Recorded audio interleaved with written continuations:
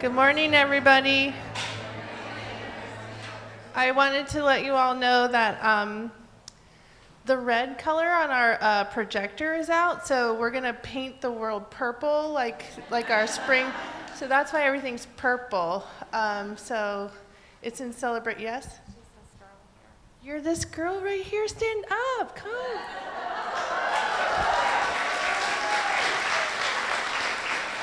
Olivia, do you want to tell us about what you were maybe doing when you had your helmet on? I was going rock climbing on that wall right there. At Camp, oh, not at that one, at Camp Laughing Waters.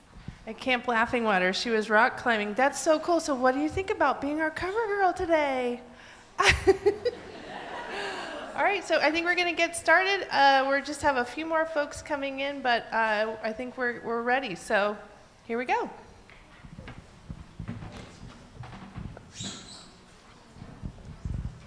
Good morning. I now officially call the 2022 annual meeting of the Girl Scouts of Eastern Pennsylvania to order. On behalf of the Board of Directors, which is pictured on your screen, I want to officially welcome you to the meeting. I am Debbie Hassan, Chair of the Board of Directors. It's so exciting to hold our annual meeting, first in-person annual meeting in 3 years. We've missed all of you. And thank you for braving and swimming to get here as well. The weather was unexpected, but we're Girl Scouts. So welcome to all of you and your families. We appreciate you joining us at Camp Shelley Ridge this morning. I am now going to ask Girl Scout Senior Annika Suresh from Troop 7288 in Montgomery County to join me at the podium. She is both a Bronze and Silver Award Girl Scout who is a service unit delegate and a nominee for Girl Delegate. I'm now going to turn the mic over to Annika for the flag ceremony.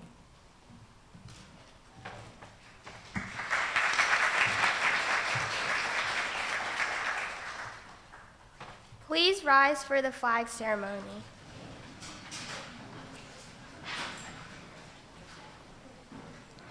Girl Scouts attention. Color Guard attention. Color Guard advance.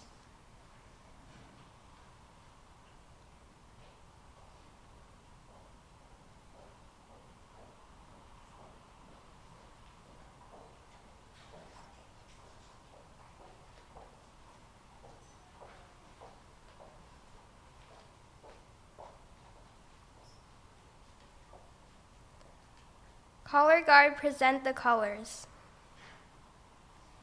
Please join me in the Pledge of Allegiance. I pledge allegiance to the flag of the United States of America and to the republic for which it stands, one nation, under God, indivisible, with liberty and justice for all. Please join me in reciting the Girl Scout promise. On my honor, I will try to serve God and my country, to help people at all times, and to live by the Girl Scout law. Please join me in reciting the Girl Scout law. I will do my best to be honest and fair, friendly and helpful, considerate and caring, courageous and strong, and responsible for what I say and do, and to respect myself and others, respect authority, use resources wisely, make the world a better place, and be a sister to every Girl Scout. Color Guard post the colors.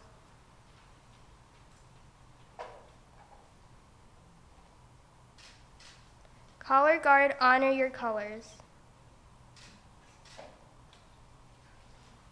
Color Guard dismiss.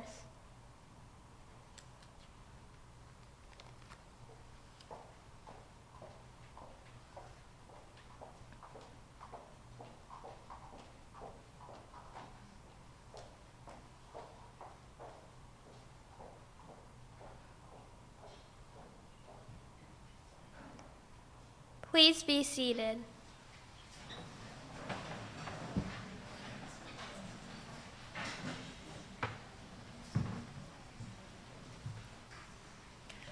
Thank you, Anika, and all the girls in our color guard. It is always good to be reminded of what makes our organization unique. And the Promise in Law offers us a strong foundation for interacting with other people, especially during these challenging times. Next, we have our mission moment, the presentation of our Governance Award. The Governance Award recognizes a volunteer who has provided outstanding and consistent dedicated service to the policy area of our council. This year, I am very pleased and honored to present the award to Rick Perkins. Rick is the treasurer of our board. He joined the Finance and Audit Committee 7 years ago, and we have been fortunate to have had access to his financial expertise over those years. Rick also serves as our chair of the GSEP Investment and Pensions Subcommittee and a member of the newly established IT Strategy Committee.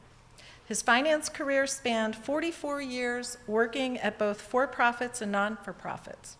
They included serving as the chief financial officer at the Kimmel Center for the Performing Arts. We deeply appreciate Rick for sharing his insights and knowledge with us to ensure that our council's fiscal management is maintained with the highest level of integrity and constructive strategy for the future, laying a great foundation for us. Unfortunately, Rick could not be with us in person today as he's in Florida where it's warm and not raining. Poor guy. But Kim and I were able to share this surprise with him in advance earlier this week by Zoom. So we'd like to show you a short video of his surprise. Good morning, everybody. Thank you for joining us for this really special surprise for our board treasurer, Rick Perkins. I'm sure you're wondering what this is all about, so I'm going to just cut to the chase and say that we have really benefited as an organization for the last almost 6 years, or is it more than 6 years? 2015. 2015. Okay, so 6 years. With your leadership, I mean, you have been tirelessly ensuring that we're making the best decisions for Girl Scouts, for our volunteers, to have a sustainable organization annually, but also with a vision for the future.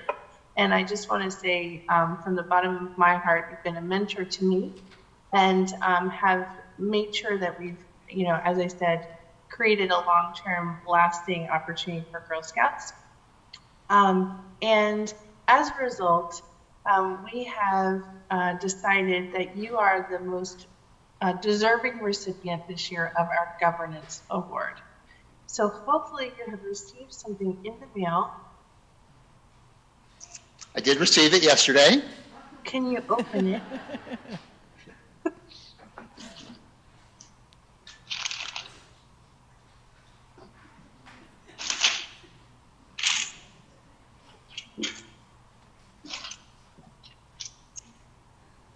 Big thanks to Margaret.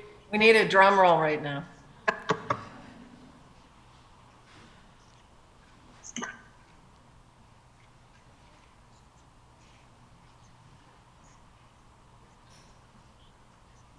He's hiding.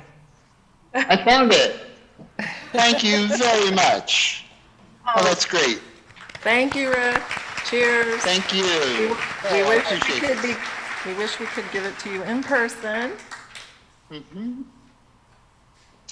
Well, thank you very much. I appreciate it. Absolutely. Congratulations and thank you for your service. And Well, thank thank you. you for being such a wonderful partner to me on the board for all these years as well, Rick. It's greatly appreciated. Thank you. I think we basically came in together when you became chair of the Finance Committee, and it's been great working with you. I was very happy when you became chair.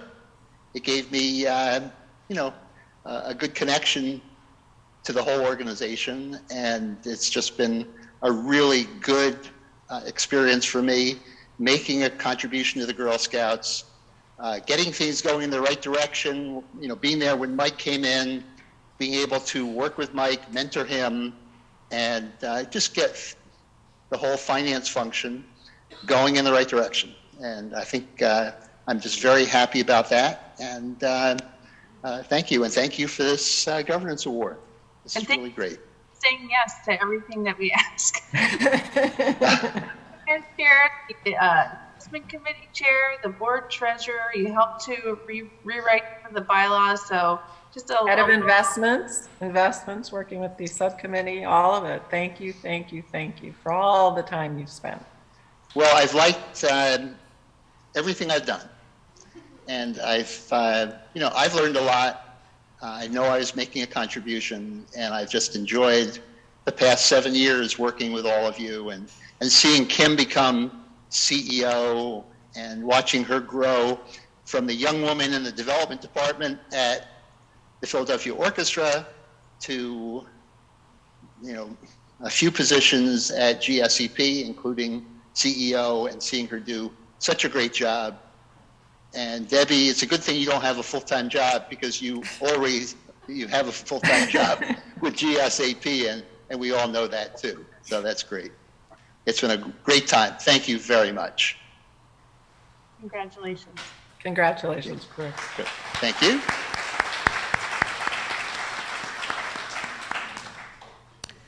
So we're very proud to have Rick as a member of the GSEP Sisterhood, and if he had had a heads up, he probably would have worn the t-shirt, "Man Enough to Be a Girl Scout," that he does wear.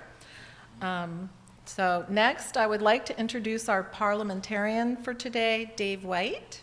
Dave is the president of the Garden State Unit of the New Jersey State Association of Parliamentarians. Dave will now share an overview of the parliamentary rules that we will be using at today's meeting. Dave?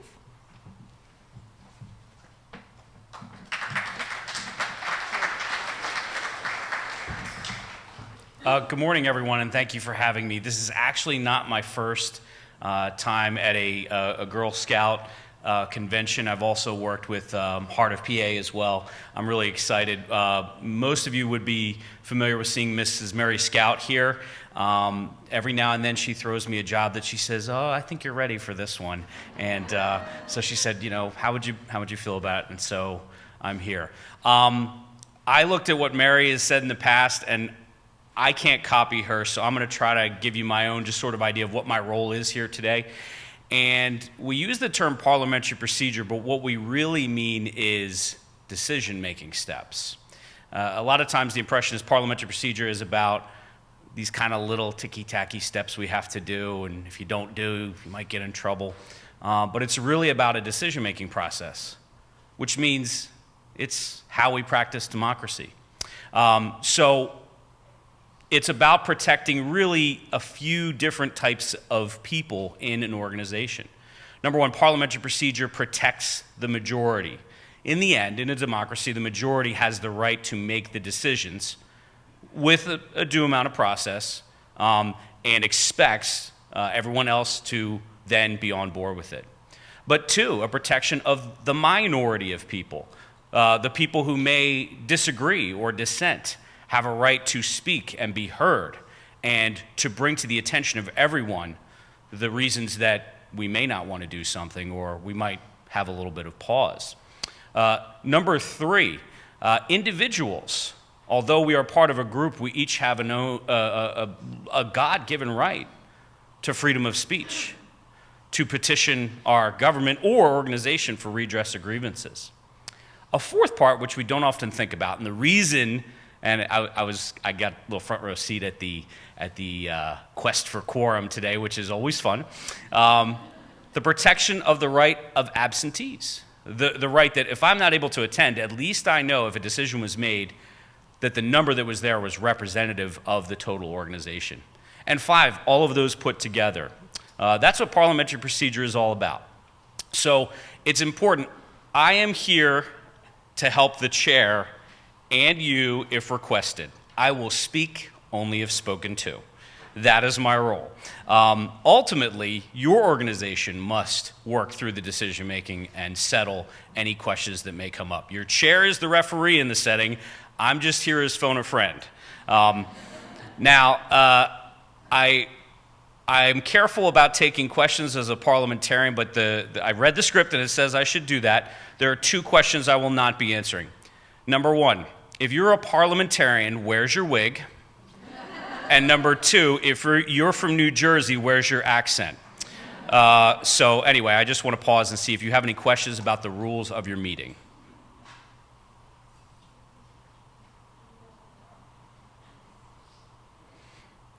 I'm really excited to be here. Thank you so much for having me.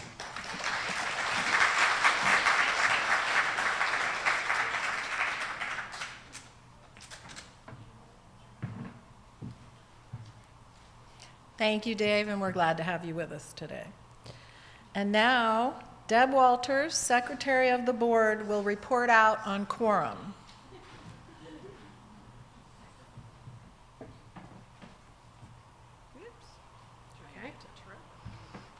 Okay. Madam Chair, our bylaws require 40% or 68 of our delegate council members to be present in order to conduct business. I'm happy to report that we do have quorum. We have 72 voting delegates, so we have reached quorum. Thank you. We appreciate your presence today with us in person. Your service as a service unit delegate, as a girl delegate, in partnership with the board and the board development committee are really the lifeblood of the governance of this organization.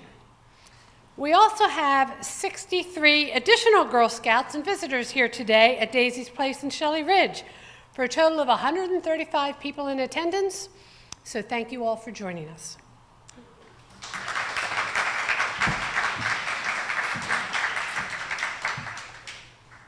Thanks, Deb. We have quorum, as Deb said, and can now conduct official business. We have a number of items to cover today. These items include voting on today's agenda and the minutes committee members, election of candidates for the board, girl advisors, BDC, and girl delegates, and voting on 2 amendments to our bylaws. I'm now going to establish 2 basic ground rules for our meeting today. First, debate and/or discussion on any topic will be limited to 2 minutes per person.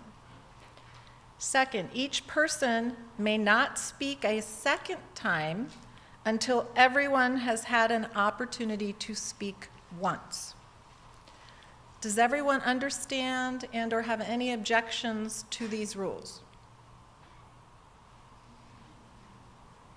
Okay. Hearing no objections, we will proceed with a 2-minute per person time limit and limiting each person to not speak a second time, as I previously stated, until everyone has had an opportunity to speak once. So our next order of business is to approve the agenda for today's meeting, which is shown on your screen as well as printed in your program. As we informed you in the official notice emailed to you on April 7th, this year's annual meeting involves our traditional subjects, including approval of our agenda, minutes committee, and tellers. You will then hear a short governance report given by me. Our treasurer's report will be given by our CFO, and the management report will be given by our CEO. The Board Development Committee will then ask for approval on the proposed slates for board members at large, girl advisors, BDC members, and girl delegates. Last but not least, we will be recognizing our top cookie sellers and scholarship recipients for the year. There are a total of 7 items to be voted on today. Approving the agenda will be the first vote of the morning. And I'm going to pause. Are there any questions about the agenda?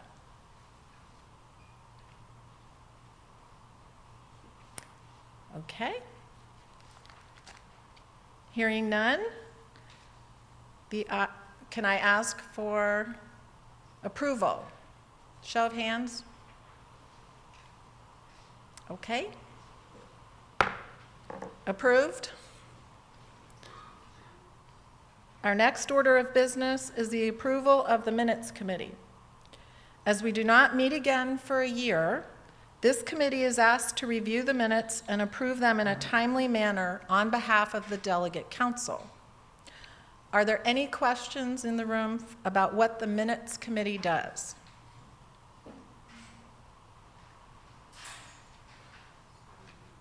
Okay, hearing none, I ask that the minutes committee volunteers please stand as I call out your name. This year's minutes committee members are Naya Cherry. There's Naya. Elliot House Kelly. Not here. Scott Laudenslager. There he is. Bridget Powell.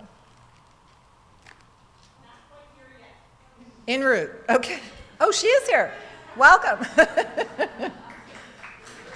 Thank you. So we will now officially vote to approve the members of the Minutes Committee.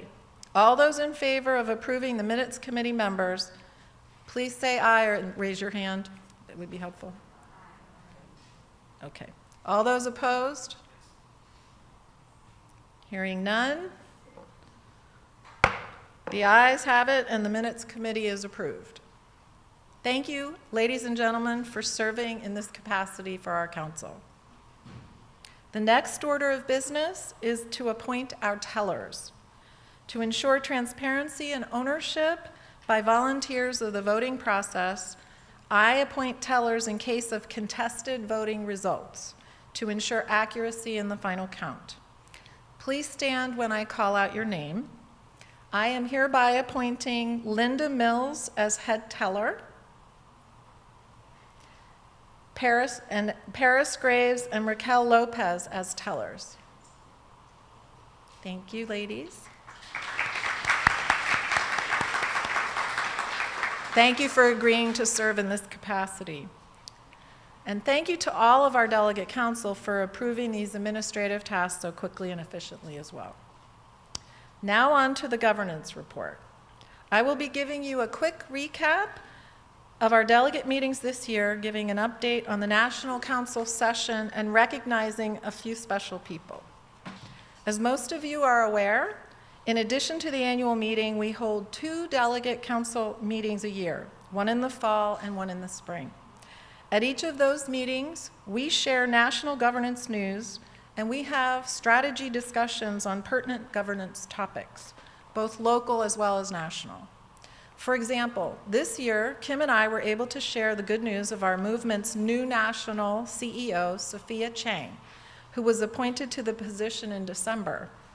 I personally had the good fortune to be one of the 2 council board chairs in the country who served on the National Search Committee. And it was a year-long, lengthy process, very thorough, just letting you know.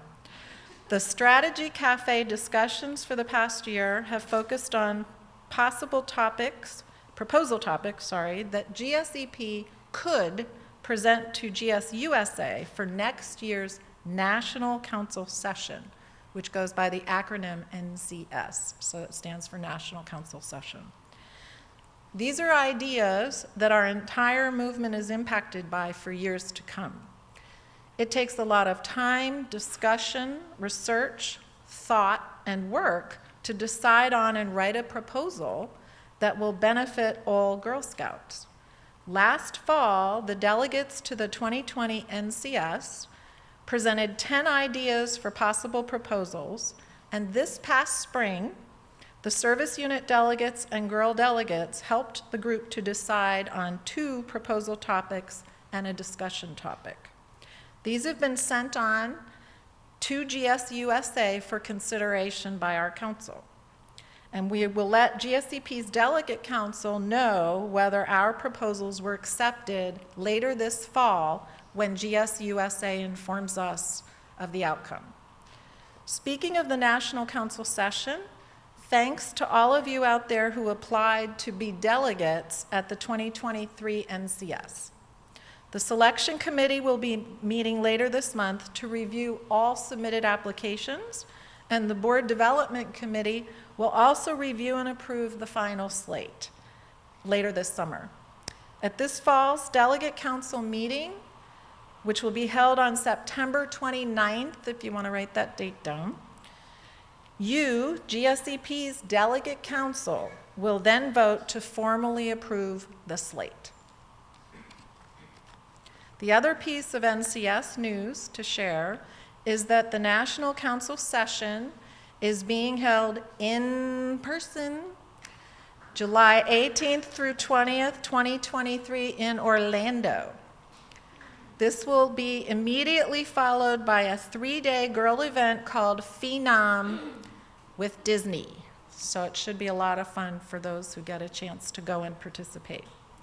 We don't have many more details at this time other than the name and dates to share with you, but I wanted to share them with you now so you can plan ahead and your troops can make plans for perhaps going down and joining in on the celebration.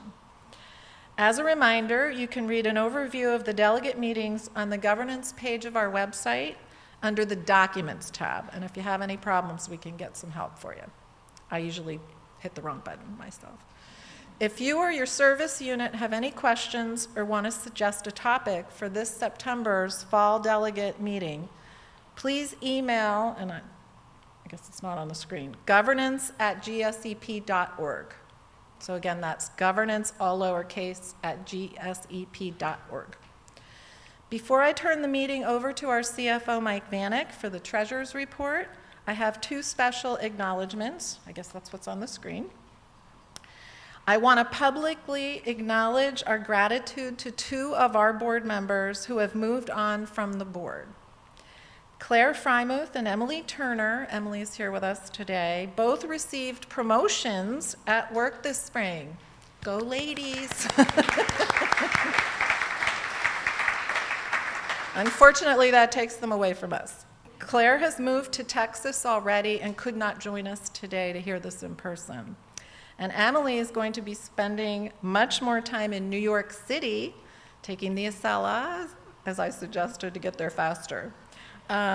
Both have been invaluable in sharing their professional expertise and personal commitment to our mission, and we really will miss their input and participation. We are confident that as lifetime members in Silver and Gold Award Girl Scouts, they will both continue to serve our movement in the future, and we hope the Texas Council is already jumping on that down there. So could we give them a round of applause one more time? Thank you.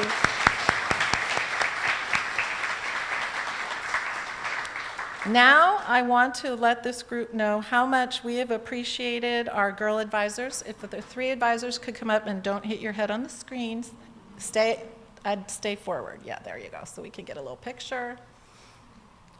This group has participated in our board meetings as our girl advisors for the 2021-22 year. We celebrated them at the board meeting you gotta stay there. Thank you, ladies. We celebrated them at the board meeting prior, but I wanted all of you to see the voices at the table that speak directly for girls to us. When we have debates, they participate. When there's ideas, they've given them. So they have done an amazing job on all of your behalf. And they are just wonderful, engaged young women, and we're so proud to see them moving on. You can see even in a semi-virtual meeting year, over the past 12 months, the girls were still able to participate in meaningful events and exchanges. For example, in the top left photo on the screen, Christian and Devin traveled to Harrisburg last fall to help at Troop PA, where we inducted our female state legislators into the Scouts. The middle photo was just taken last week when Christian and Lizzie helped welcome Sophia Chang, our new CEO, at GSUSA to Philadelphia, which, by the way, she's a native of Philadelphia. So it was really exciting to host her. So thank you again. All 3 of you, we're going to miss you. And for Lizzie, who did not get her award yet, this is a little token of appreciation from us to the girls. And maybe Lizzie wants to open hers and let you know what's in there just for the group. Can you show off what we're giving you? This is Juliet's Pearls. So our girls are receiving a strand of pearls started by our founder. Thank you all again.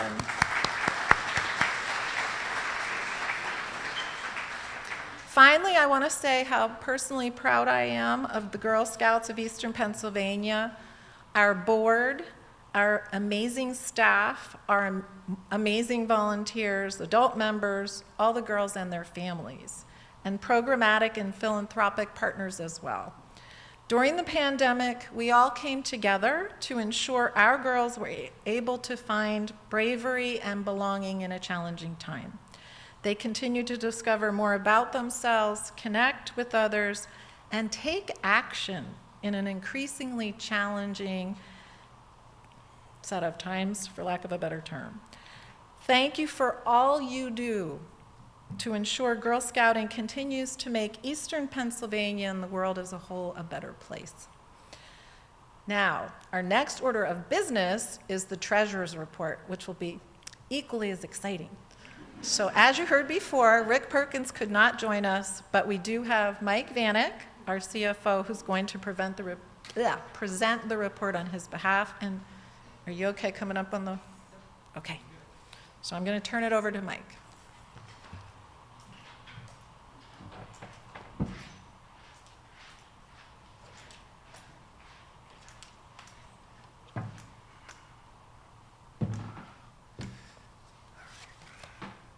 Thank you, Debbie.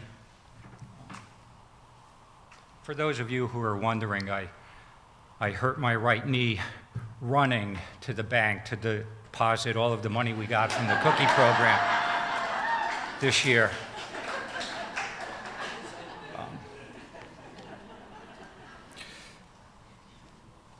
Today, I am here to report on the state of our finances.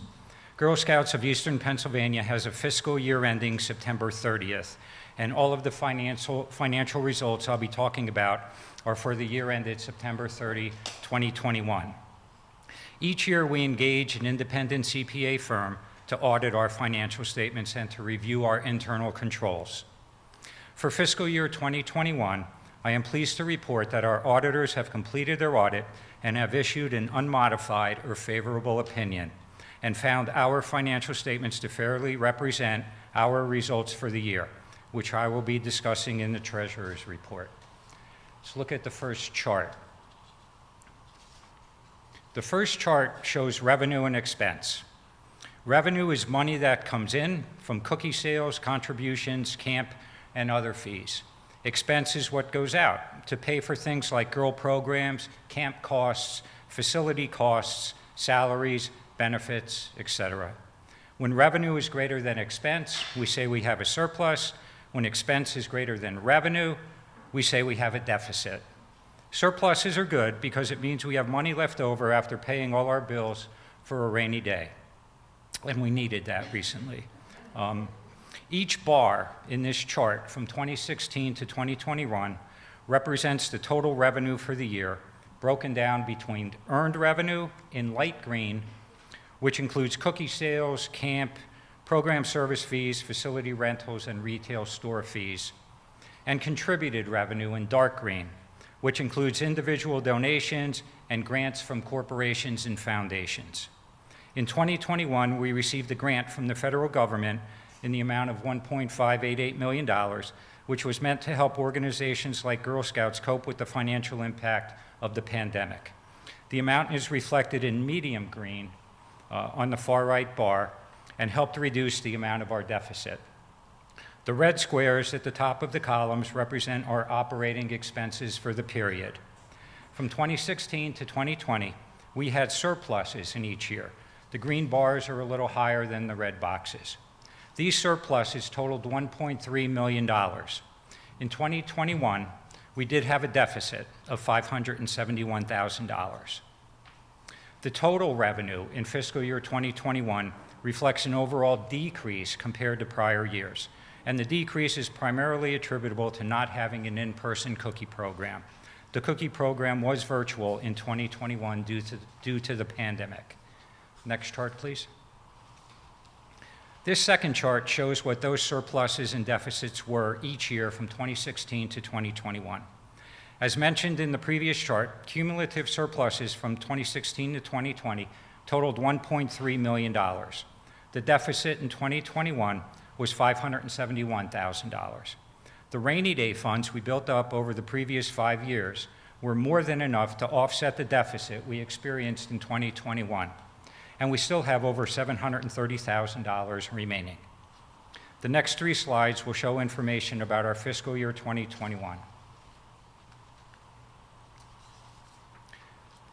This slide shows 2021 operating revenue, which is what comes in, and it's broken down by cookies and fall product program, which accounts for most of the revenue, or 62%. We had 12% from contributions, bequests, grants, and events. We had 12% from our government pandemic grant, 9% from program service fees, which includes camp and girl programs, and 5% from merchandise sales and others. The total operating revenue of $13.5 million was less than prior year by $1.9 million, or 12%. And that decrease was attributable primarily to the cookie program, which was virtual in 2021. That resulted in actually a $4.7 million less net revenue from cookie sales compared to the prior year. However, that decrease was offset by the addition of a fall product program in 2021, which generated a net revenue of $300,000. It was offset by the 1.588 government pandemic grant, which we received, and it was also offset by about a $900,000 increase in camp revenue in 2021, because we were able to have in-person camps in 2021 compared to virtual camps in 2020. All the other revenue lines were very similar to prior year. On the expense side, this is broken down by function. 34% of our expenses went to girl programs, 26% for member services, 21% for camp programs, 13% for G&A, and 6% for fundraising. The total expenses of $14.1 million were less than prior year by 3%, or about $500,000. This decrease was primarily attributable to reduced expenses related to the reduced revenue from the cookie program. When you add up these percentages, over 81% of the total annual expenses went towards programs and services for our girls. Over the past 7 years, the percentage of our total expenses spent on direct girl programs went up, increasing from 72% in 2015 to over 81% last year. Ensuring that our resources are moving our mission forward is a key objective to our transformation strategy. This slide shows last year's product program. Product program is comprised of cookie sales, fall product program sales, and their related expenses. Of the $11,554,000 total gross revenue, $11.1 million of that was from cookies, and $450,000 was from fall product sales. The cookie program is the largest girl-led business in the country and helps girls develop 5 essential skills: goal setting, decision making, money management, interpersonal skills, and business ethics. Because of the pandemic, the 2021 cookie program was delivered virtually. So where does the revenue from the product program go? 28% of it goes to cost of goods. We have to pay the baker for the cookies. 46% goes back to supporting all other Girl Scout programs. 20% goes directly to troops, 4% to girl and adult recognitions, and 2% to other direct costs to deliver the program. So 70% of total gross revenue from product program sales directly benefits troops, service units, and all the Girl Scouts of Eastern Pennsylvania. Next slide, please. Now we'll talk about this fiscal year. Please look at the column on the right. This is our 2022 budget. A budget is a plan for the upcoming year in which we forecast what our revenue and expenses will be. We prepared our budget for fiscal year 2022 during the summer of 2021 when there was still uncertainty around the pandemic. This budget anticipated a return to somewhat normalized operations with total operating revenue of close to $16 million, which was more than the previous 2 years, but not quite back to pre-pandemic levels. The 2022 budget also included a $1.2 million of another expected government pandemic grant. Expenses were also increased to reflect full staffing and in-person operations for the entire year. Overall, this resulted in a budgeted deficit for 2022 of $374,000. Next slide, please. Notice on this chart we had 5 years of surpluses from 2016 to 2020, and we will use these surpluses to cover the 2021 and 2022 deficits. As I mentioned earlier, the cumulative surpluses totaled $1.3 million. This amount was held in an operating reserve account, which will be enough to cover the 2 years of deficit, which are expected to total $946,000. We will still have over $354,000 remaining in reserves. And there is breaking good news for this year. For the first half of this fiscal year, October 2021 to March 2022, actual results have been better than budget for both revenue and expenses. The cookie program has been extremely successful this year and will exceed budget by over $1 million. That's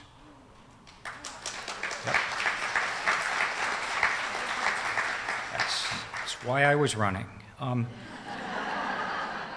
In total, as of March 31st, we are tracking favorably to budget by over $1.7 million this year. For the second 6 months of our fiscal year, we expect contributed revenue to be strong. We expect to deliver in-person summer camps and programs, and we will continue prudent expense management while being committed to delivering the best possible Girl Scout experience. Given the first half favorability, we anticipate doing much better than the budgeted deficit for the year. That concludes the Treasurer's report.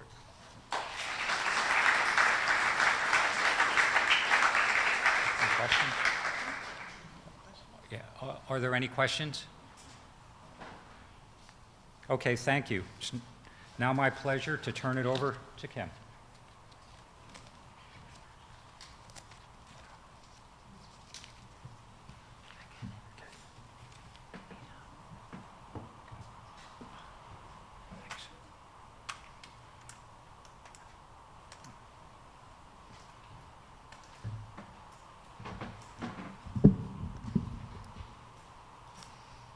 Thanks, Mike.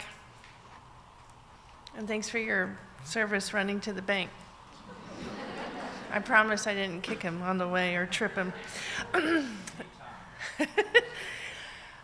As you all know, it's my honor to serve as the CEO of Girl Scouts of Eastern Pennsylvania and to work alongside Mike and all of you. In FY21, Girl Scouts of Eastern Pennsylvania, like the rest of the world, continue to face the challenges brought on by the global pandemic. Life was certainly not back to normal, and the time when it would become more so was uncertain, and I think we're sort of still in that space. For most of us, for most of FY21, schools remained virtual, some moving to hybrid at different points during the school year last year. Work from home was still the norm, and health concerns halted our traditional approach to delivering the Girl Scout leadership experience, though many troops continued to meet virtually throughout the winter. All three 2021 Take the Lead events were virtual, but as is the Girl Scout way, they worked, raising needed funds to support girl programs like camp.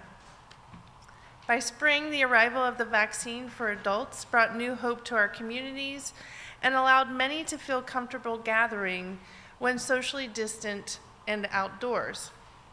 GSEP remained committed to the safety of our girls and volunteers, offering at-home options for summer camp and reduced capacity for in-person camp to allow for social distancing. We're proud to say we're one of the only, if not the only, Girl Scout Council in the nation to open all of our camps in summer of 2021. It's during times like these that we are truly inspired by all of you, our Girl Scouts. With the 2021 cookie season being all virtual, not a cookie booth to be found. Many of our girl cookie bosses got creative with their entrepreneurial skills, and we're so proud of everything that they were able to accomplish. In this annual meeting and accompanying report, we will take you along the journey of our Girl Scout year as we faced and managed through COVID-19 and all its restrictions, challenges, incredible examples of strength, service, and hope. And as we know, it was not an easy year, but it was a formative one. What we learned from times like these readies us both for brighter days and bigger challenges, which we will face the Girl Scout way, courageously and together. I want to start out by grounding us again in GSEP's transformation strategy, which we shared at last year's annual meeting.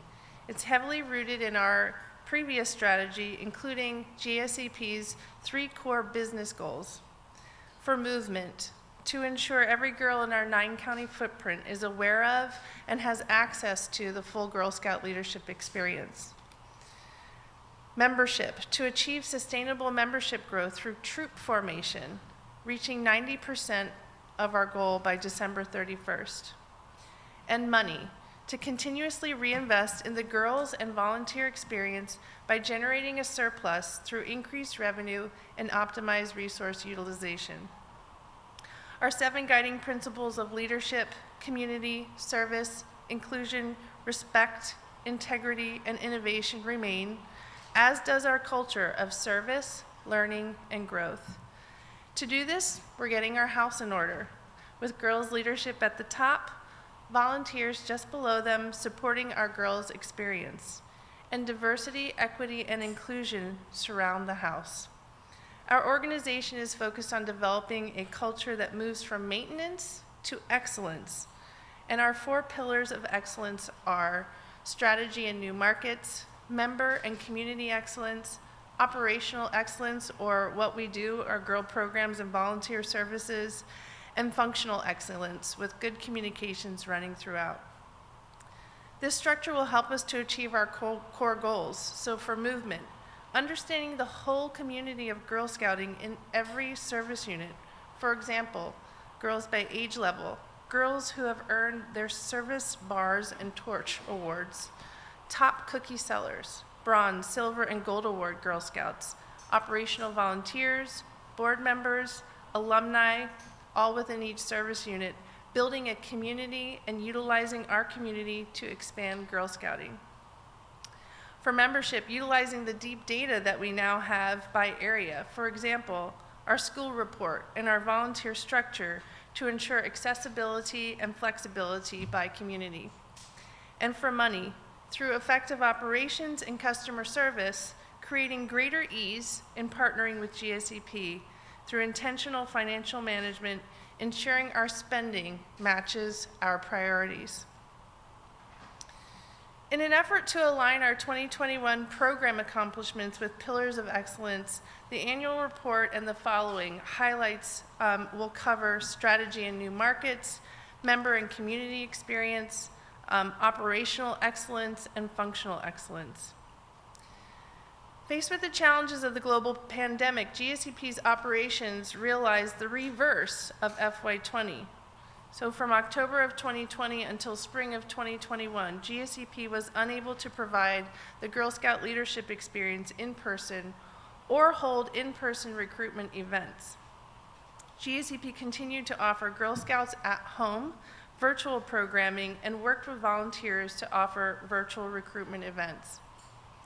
With a special focus on Daisy and Brownie recruitment, GSEP utilized data and information to hyper-focus on the close to 1,250 public schools in our 9-county footprint. Utilizing new data resources, GSEP can see how many Girl Scouts there are at each school, their age levels, the number of girls not participating, and what percentage of the available girl population we were serving. We also studied demographics by community and researched community profiles, interests, resources, and partnerships. Core Goal 1 demands that every girl is aware of and has access to the Girl Scout leadership experience. And GSEP was able to evaluate from community to community those girls we are not yet reaching and set new goals for access and belonging. While our knowledge of each community grew this year, our access to schools was almost non-existent. We relied heavily on email marketing and communication strategies to current and lapsed members, social media, and our volunteer network. GSUSA launched a complete refresh of the brand principles and standards, and GSEP started FY21 with clear goals and strategies to support the new brand strategy and communication tactics. This included affirming who we are and what we stand for, and how we would successfully relate to and communicate as a force in girls' lives. The mantra, quote, Girl Scouts champion girl ambition, end quote, will permeate through our internal and external communications across all channels and provide the Girl Scout leadership experience to all girls, regardless of grade, ethnicity, or financial circumstances. Brand ambassador and brand manager training was provided to GSEP staff and volunteers to share brand standards, changes to our look and lockup, and all with a clear explanation for rationale behind the refresh. An aggressive spring renewal and extended year campaign was launched in spring of 2021, utilizing the new brand assets and capitalizing on a live virtual event with Michelle Obama called Becoming Me, which focused on positive mental health and wellness. In total, that spring renewal and extended year campaign saw 9,161 girls and 2,681 adults renew their GSEP memberships, and 250 new lifetime memberships. GSEP migrated to GSUSA's Volunteer Systems 2.0 in November of 2020 and to GS Events in April of 2021. These migrations involved multiple steps, including data validation, staff training, sandbox piloting, communications to membership, and the integration of multiple systems, including Salesforce, MyGS, the Volunteer Toolkit, GS Learn, Looker, NetSuite, and GS Events. This massive project will connect multiple systems and simplify the member experience, as well as GSEP's ability to manage operations, retail, and member services. On the GSEP side of data validation, staff training, and member communications, this process was thorough and successful. Unfortunately, several challenges were realized at GSUSA, which created multiple challenges for the GSEP team and our members. Solutions took multiple months, and many members were at the waiting end of these solutions. This created lots of challenges for fall recruitment in 2021, so I want to acknowledge that with all of you. It is our new CEO's #1 priority to fix the technology. Our board chair said yeehaw. Okay, next slide. In FY21, GSEP saw a 34.71% drop in girl membership, with 20,072 girls, and a 7.5% drop in adult membership, with 10,925 adults. This decline was directly related to COVID-19 pandemic's ongoing interruption of in-person troop meetings and the inability to reach girls through schools or partner sites. As mentioned earlier, the reverse of 2020, in June 2021, GSEP was able to resume summer programs at community and recreation centers and successfully served 580 Girl Scouts through those programs. GSEP, unlike most other sister councils, as I mentioned before, ran all 7 of its camps for a resident and 3 days, serving more than 3,500 Girl Scouts last summer. In late FY21, GSEP reorganized its community map and engagement team with schools at the center. New regions were mapped to accommodate similar numbers of schools. Additional human resources were added to this area to accommodate the increased number of regions to manage, and new job descriptions were also created. Community engagement specialists were recruited from the communities they will be managing, and all new personnel went through a skills assessment prior to hiring.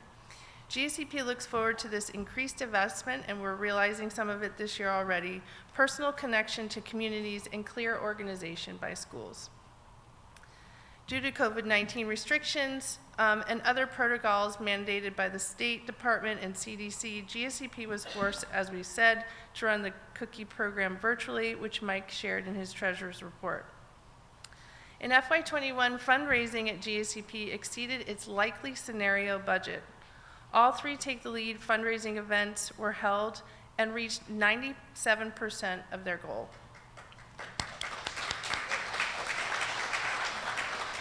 Individual giving, corporate grants, and foundation grants all surpassed their fundraising goals, while GSEP's United Way efforts reached 89% of their fundraising goal.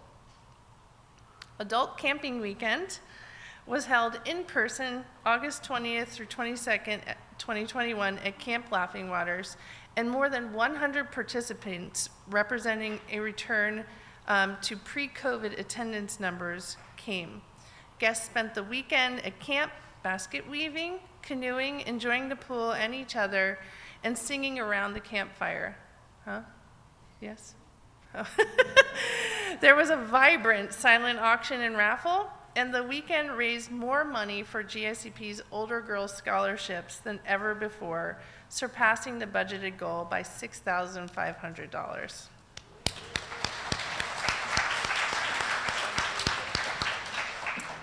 As mentioned earlier, for the first 3 quarters of FY21, GSEP ran virtual programs through Girl Scouts at Home and provided support for troop leaders and service unit leaders to troubleshoot challenges and brainstorm virtual programs.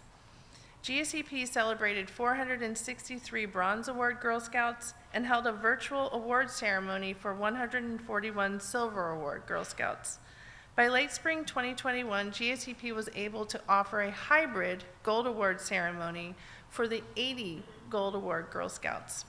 A special in-person staggered event was held at Camp Laughing Waters, and additionally, the 500 Club event for top cookie sellers was held at Camp Laughing Waters, where girls and their families were able to enjoy a day of camp activities, culminating with a spectacular fireworks over the Great Lawn.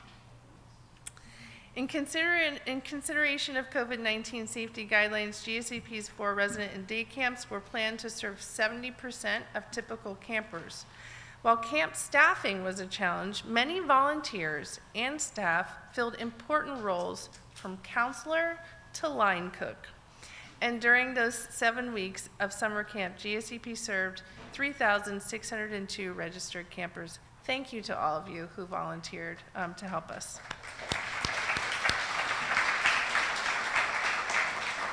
GSEP's community engagement team, along with additional staff, served 580 girls through those summer programs, and girls in the summer programs enjoyed a STEM curriculum, as well as the Becoming Me program focusing on mental health and wellness. Fall Leadership Program for volunteers brought together 145 participants from all over GSEP for a virtual day of learning, networking, and fun. At that event, participants each received a robust kit full of event swag and workshop supplies and learned new skills in the 26 virtual workshops hosted via Zoom. The Band app, how many apps do we all know about? But the Band app is a really cool one, served as the event's social networking platform, providing space for support, connecting, and sharing experiences. The event ended with a virtual evening campfire for all attendees. The Girl Scouts' 55th National Council session was held virtually for the first time. And,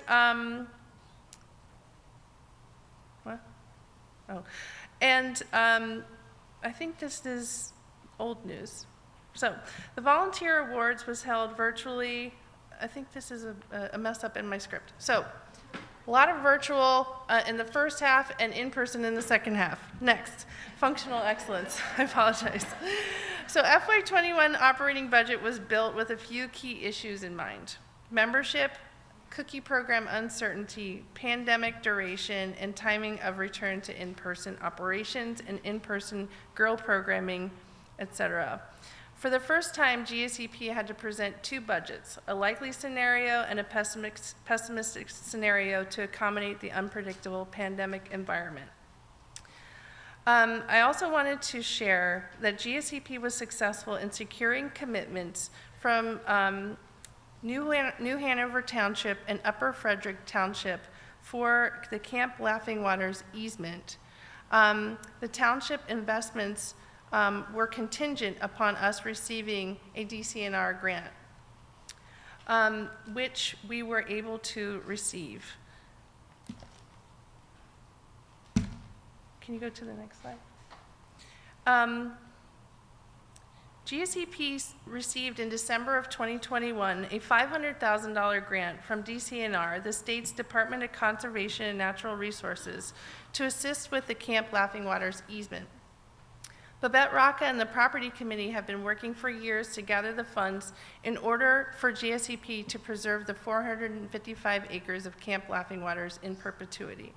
We're thrilled to announce that Montgomery County committed $2.7 million, Dcnr $500,000, New Hanover Township $80,000, and GSEP committed $289,000 towards this, as well as Upper Frederick contributing $79,000. So for a total of $4,050,000 to successfully secure the easement for the camp, which is really exciting.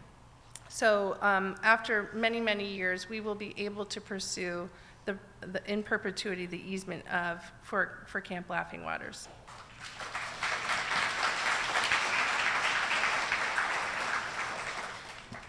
Okay, today, directly following the annual meeting, we're doing a ribbon cutting for the incredible improvements to Camp Shelley Ridge, and we will share a little bit more about that at the end. We are inching forward on our plans at Camp Mountain House, currently in a long and arduous process with the Department of Environmental Protection on water, sewage, and other site management projects. We're also dreaming of ways to utilize the home and acreage we purchased adjacent to the camp for girl program space, and are relieved to have the easement for the road access secured for the safety of our girls. Last week, we hosted 400 senior management professionals from GSUSA and more than 100 councils across the country, including our new national CEO, Sophia Chang.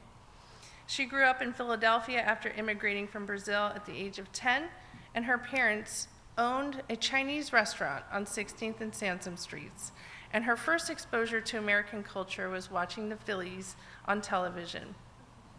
She threw out the first pitch at the Phillies game with 3,000 Girl Scouts in attendance, and she felt like it was a full circle moment for her to be the CEO of Girl Scouts of the USA, throwing out the first pitch for the Phillies. How much more American can you get? We also had a wonderful opening flag ceremony with girls from the Fairmount Girl Scout Troop. Gold Award Girl Scout and Philadelphia's Youth Poet Laureate, Sydney Brown, who is here, shared one of her pieces with the conference attendees at dinner Wednesday night, and Girl Scouts from Troops 9957, 9689, 9310, and 91 in West Philadelphia participated in a 110th anniversary of Girl Scouting fashion show featuring uniforms throughout the decades. The girls' show was curated and emceed by two of our incredible History Committee members, Diane Bartlett and Linda Engel. Special thanks to the entire History Committee for helping us pull off this event, which was one of the #1 highlights for the conference for many of our attendees.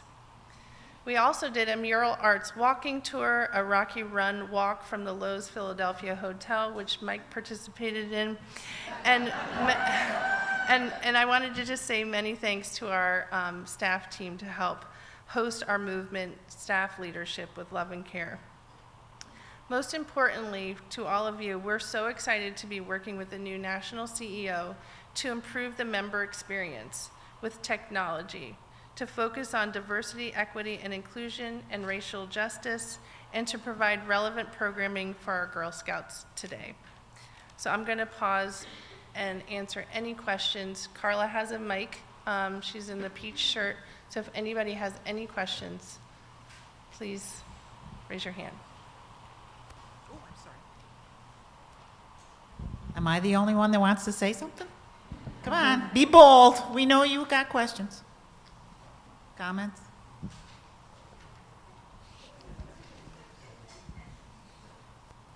Nope? Okay. Before I hand back the podium, I want to express my heartfelt thanks to all of you for your continued commitment to our mission. It's because of you, our delegates, our board development committee members, and our fantastic volunteers and phenomenal families that our Girl Scouts will be able to enjoy Girl Scouting in Eastern Pennsylvania now and for years to come. Now I'd like to welcome Debbie O'Brien, board member and chair of the Board Development Committee, who will present the Board Development Committee report, including the 2022 slate of candidates for board members at large, girl advisors to the board, Board Development Committee members, and girl delegates. Debbie?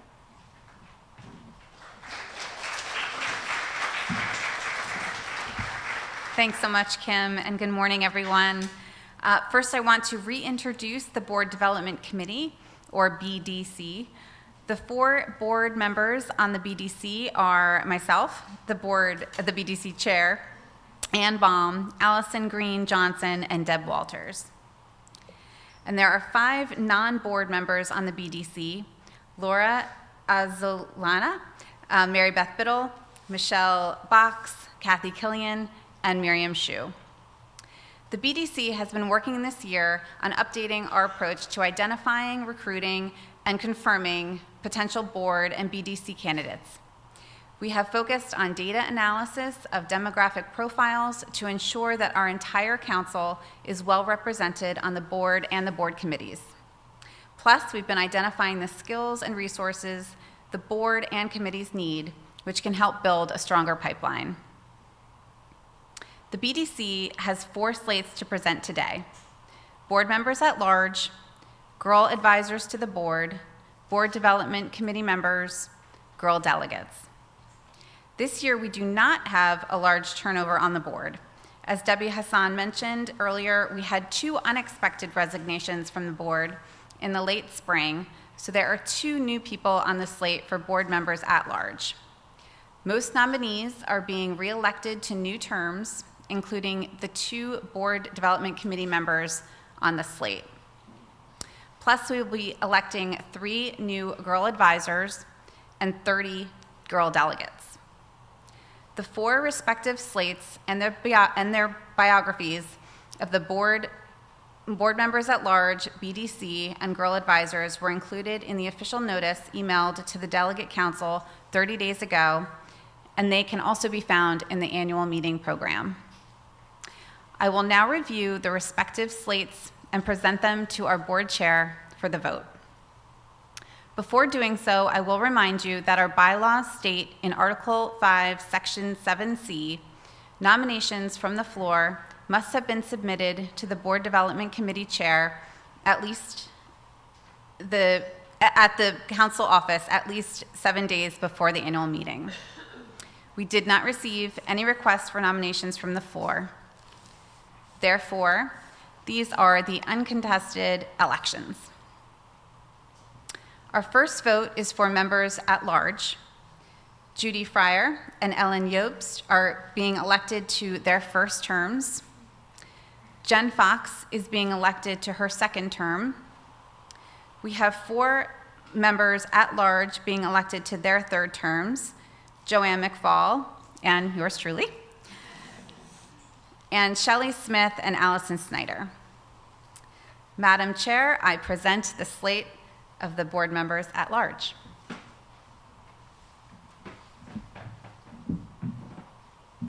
Thank you, Debbie. And for this part, we'll go Debbie O, Debbie W, Debbie H. As was explained earlier, we did not receive notification of any nominations from the floor for board members. Our bylaws in Article 2, Section 11, provide that election will be by ballot in contested elections and may be by voice or other methods in uncontested elections. This is therefore an uncontested election, and we will vote by voice. So, all those in favor of electing the slate of members at large as presented by the Board Development Committee, please say aye. Aye. All those opposed, please say nay. The ayes have it. Members at large are elected.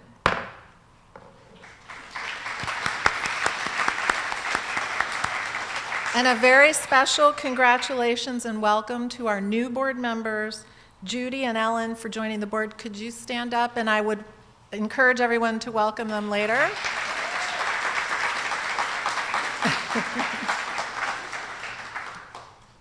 Thank you. And I'm going to let Debbie H. come back. Or Debbie O. Getting myself confused. It's a long day. Got a lot. I am now proud to share the slate of the girl advisors to the board. Olivia Bell of Montgomery County, Alexandra Scott of Bucks County, and Caitlin Wall, who lives in Chester County. All three young women are currently Girl Scout ambassadors working on their Gold Award projects. Madam Chair, I will now ask for the vote on this slate.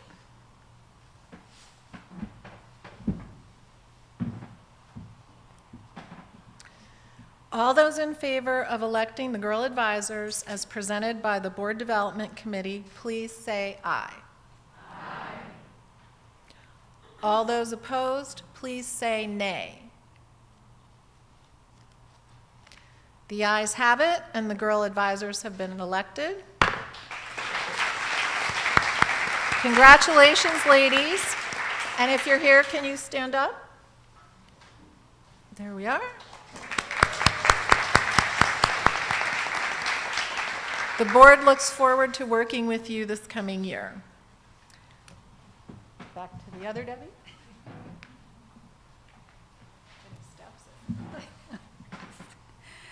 Now the slate for the Board Development Committee. Laura Azanlina and Miriam Shu, respectively. Madam Chair, may I present the slate for the Board Development Committee?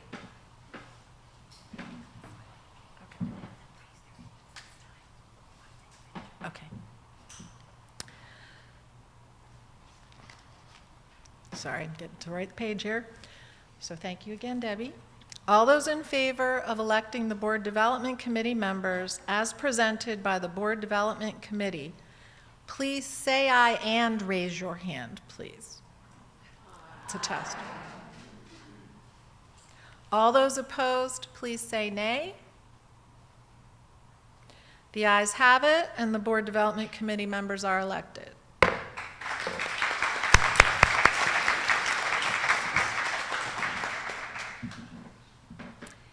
It is now my pleasure to introduce the Girl Delegate Slate. The Girl Governance Committee, a subcommittee of the Board Development Committee, was composed of a current board member, 2 past board members, and a current BDC member. Determining the Girl Delegate Slate is quite an involved process, and I want to show you some of the statistics about the process and the applicants. Collectively, the group spent more than 60 hours reviewing the 68 applications and then gathering together over Zoom to discuss their ratings and determine the final slate. As you can see on the slide, the girls who applied are diverse in terms of geography, race, and ethnicity, and grade level. The Girl Governance Subcommittee also created a weighted scoring rubric, which gave the most importance to the question of why girls wanted to be a girl advisor or a girl delegate. This was important because governance is not the same as operations, and the subcommittee wanted to make sure that the girls understood the roles they were applying for. This slide illustrates the final makeup of the slate of girl delegates. The bar graphs in each pairing shows the respective aspects of all of the applicants, while the right graph in each pairing shows the same aspect of the girls chosen to be on each slate. The Girl Governance Subcommittee tried very hard to reflect the composition of the applicant cohort in the final slate. So, 8 of our 9 counties are represented, more than a third of the nominees are girls of color, and all 4 grade levels in high school are represented, along with an 8th grader. About half of the girl delegate nominees are in 11th and 12th grades. The next step in the process was presenting their recommended slate to the Board Development Committee for our approval. I'm proud to share the slate of girl delegates for the 2019-2020 term to be elected at this annual meeting. They will serve a 1-year term beginning at the close of this meeting. Nominees, please come up to the stage and form a line as I call your name. Anika Chowdhury, Honor Crosby, Natalia DeFrides, Caitlin Fernandez, Caitlin Gershon. And these are for the position of girl delegate for the 2022-2023 term, starting at the conclusion of this annual meeting.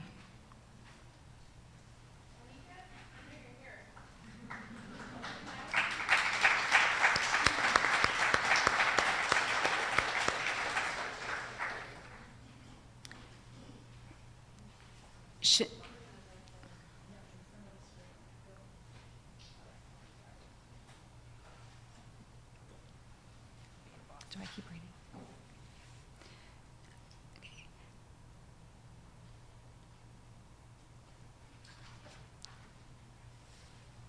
Okay. Caitlin Harrington, Shanae Harris, Allison Hughes, Layla Jamo Cohen, Kimberly Joan.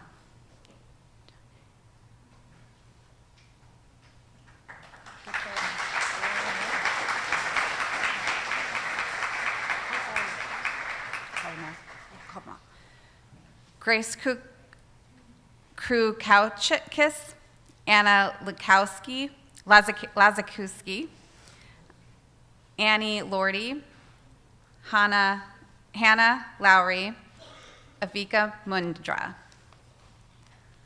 Maura Murphy, I'm just going to keep reading. Oh. Okay.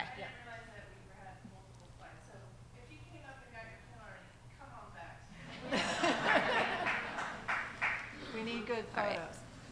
And I'm just going to keep reading through the names.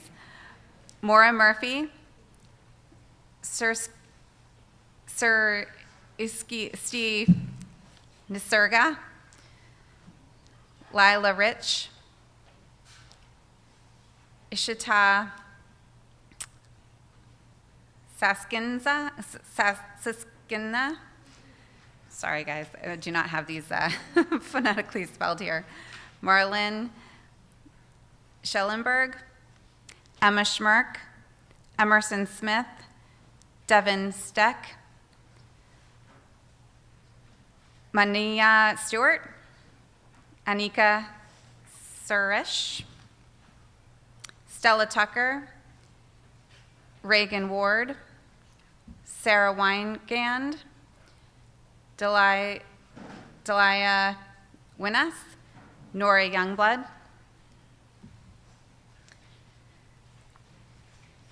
Thank you all for your understanding if I did not pronounce your name correctly.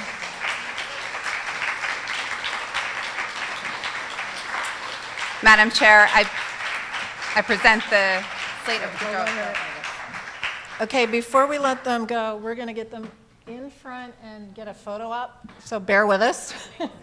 Yep. Smaller folks in front, taller girls on the ends, and everybody get from under the screen so your heads aren't getting cut off. Here, lady.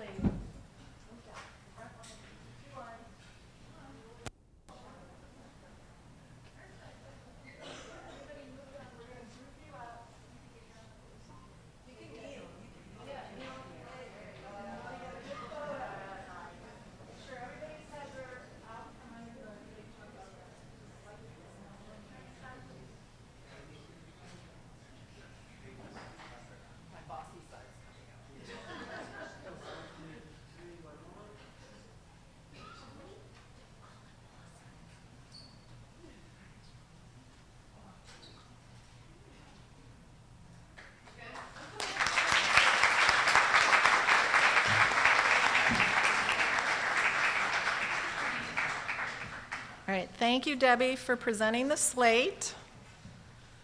Now we get back to the official part of business. I'll give the girls another second to sit. Okay. All those in favor of electing the girl delegates as presented by the Board Development Committee, please say aye. Aye. All those opposed, please say nay. The ayes have it, and the girl delegates are elected. Congratulations to our 30 girl delegates. And I'm going to have Kim come up to the podium. Did you already hand out everybody's pens? Ooh, you're good. Okay. So for now, I would ask all elected board members at large, girl advisors, board development committee members, and girl delegates to stand at your seat so we can once again see you and recognize you. You don't have to come up.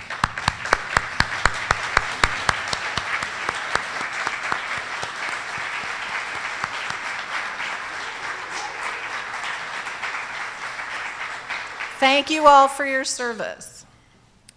We have one more official vote today, so I am going to turn the podium once again back to Debbie O. to lead us through that vote.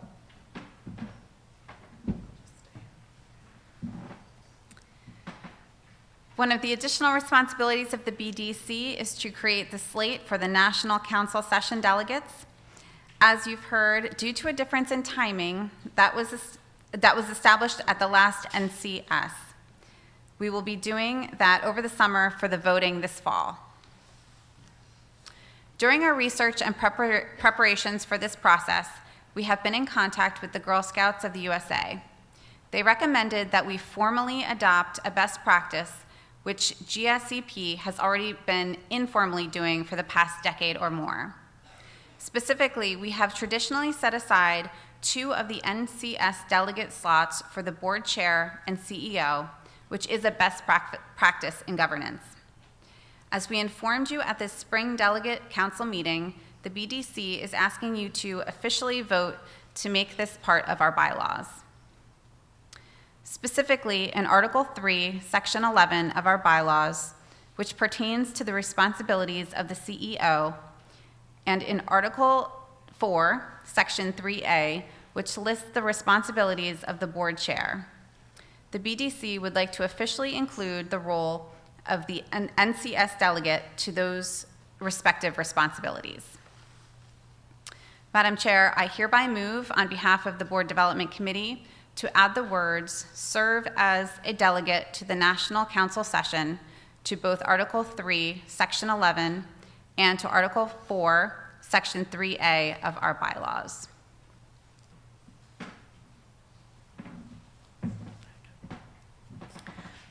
Thank you, Debbie. To our delegate council, the Board Development Committee has made a motion. Because the motion arises from a committee, it does not require a second. We will vote on adding the words on the screen to both of those respective articles in the bylaws. So I'm going to pause here to see if anyone has any questions.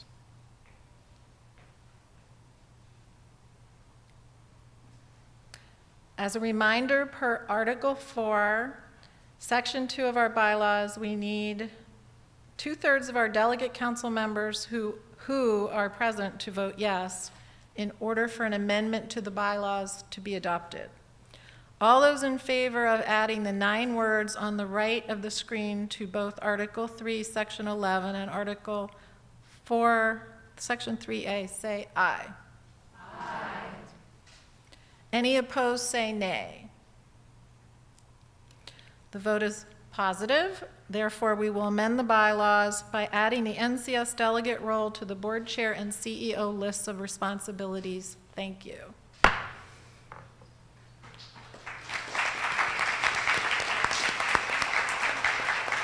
So I want to thank Debbie O. and the entire Board Development Committee for their work this year on developing the 4 slates of such exceptional women and girls for your work on the amendment. I would now like to introduce you to my sister board members, Terry Boyer and Joanne Gonzalez Generals. They are the co-chairs of the Membership Strategy Committee of the board. They are going to be sharing the names and successes of our top cookie sellers. Ladies?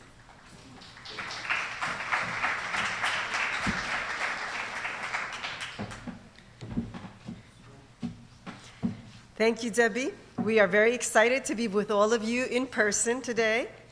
As you know, the Girl Scout Cookie Program is about more than just cookies. Participation in the cookie program provides girls the opportunity to develop 5 key skills: goal setting, decision making, money management, people skills, and business ethics. This year's cookie program was about resiliency and a commitment to normalcy, even while the surge in the pandemic was impacting both our supply lines and cookie booth host sites. The girls have shown amazing ingenuity, persistence, and ambition in pursuing their goals. In fact, a new record for GSEP was set this year by an individual Girl Scout, which shows us that even in the most challenging of circumstances, girls have remarkable determination and creativity. We are incredibly proud of all of you. On behalf of the Girl Scouts of Eastern Pennsylvania, I would also like to say a sincere thank you to the service units, troop leaders, and parents who supported the girls to make this year's cookie program a success. Now, it's time to announce by age level the 2022 top 3 sellers. As we read each of your names, we ask that each girl come up on stage to receive a certificate from our CEO.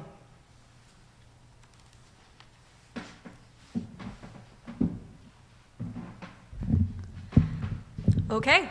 Our highest selling daisy is Layla Marie Kango of Troop 9609 in the Buttons and Bows Service Unit with 4,013 boxes. The second highest selling daisy is Rabia Jennings of Troop 71159 in the Mill Creek Service Unit with 3,009 boxes. Our third highest selling daisy is Kaylee Connolly of Troop 285 in the Ben Salem Service Unit with 2,735 boxes.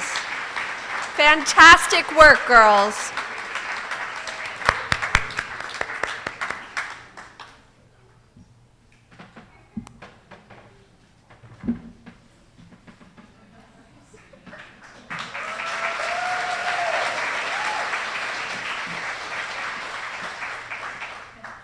Okay, now we are celebrating the top 5 cookie sellers at the brownie level. The 5th highest selling brownie, Annalise Shalkowski of Troop 9712 in South Philadelphia Service Unit with 2,500 boxes.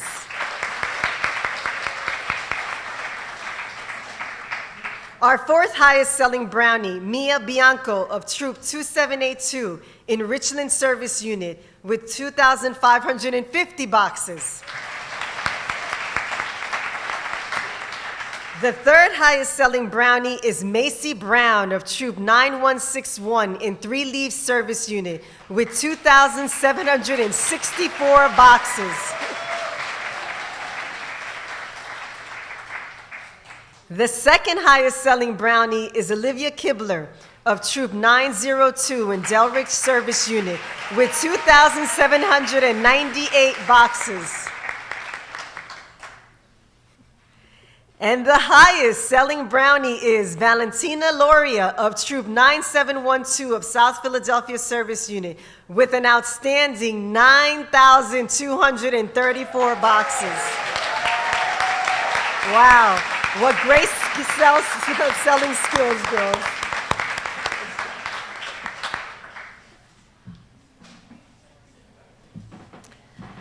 On to the juniors.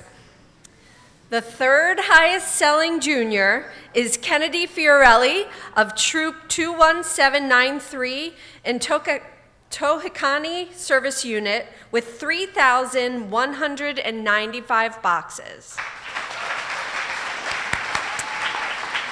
The second highest selling junior is Scootaloo Loudenslager of Troop 6169 in Allentown Service Unit with 6,512 boxes.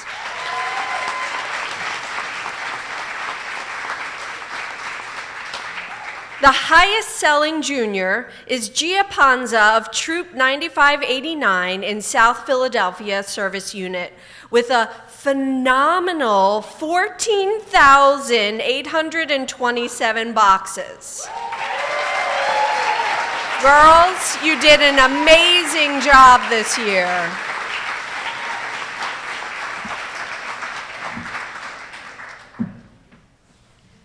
And now for the cadets. Third highest selling cadet, Maya Kearns of Troop 21041 in the Shimini Service Unit, 3,751 boxes. Second highest selling cadet, Stella Perez of Troop 9934 in North Central Service Unit with 4,523 boxes. The highest selling cadet is Deanna Stubbs of Troop 91326 in 3 Leaf Service Unit with 4,654 boxes. Remarkable effort, girls.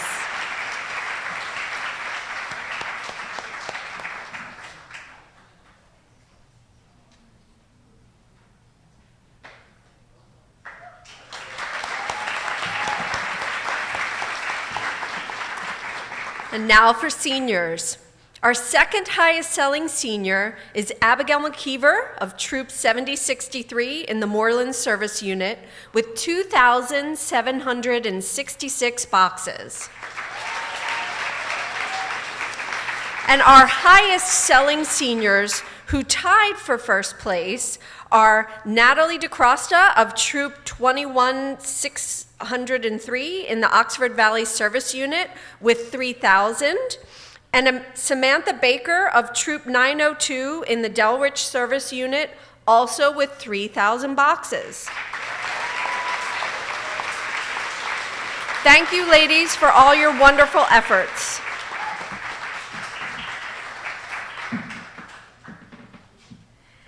Ambassadors.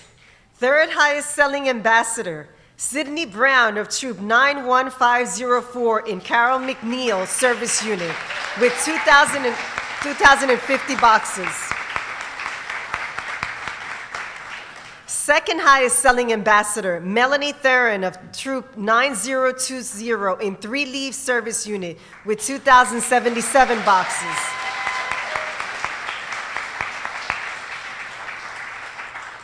The highest selling ambassador, Lydia Ermer of Troop 97234 in Oxford Valley Service Unit with 2,427 boxes. Very impressive this year, ladies.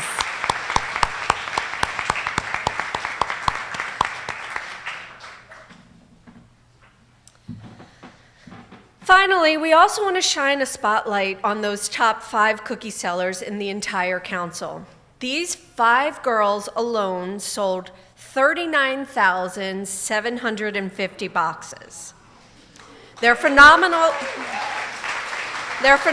efforts need to be applauded, as you all are doing. And in ascending order, we are celebrating these extraordinary cookie bosses. Cadet Stella Perez, Cadet Deanna Stubbs, Junior Scootaloo Loudenslager, and Brownie Valentina Lauria.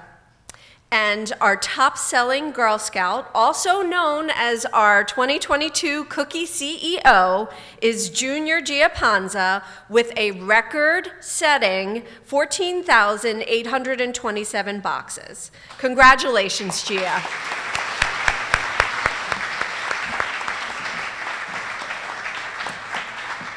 We are now turning the meeting back over to you, Madam Chair.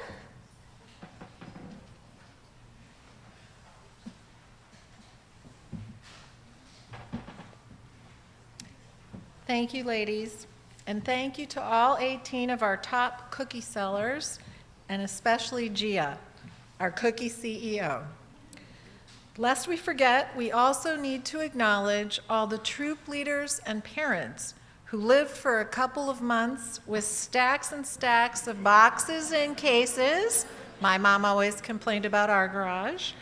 And for all you do to motivate and support our girls in their quest to be successful entrepreneurs. A huge thank you to all of the adults in the room and who couldn't be with us today that were involved in our cookie sale. Let's give them a round of applause.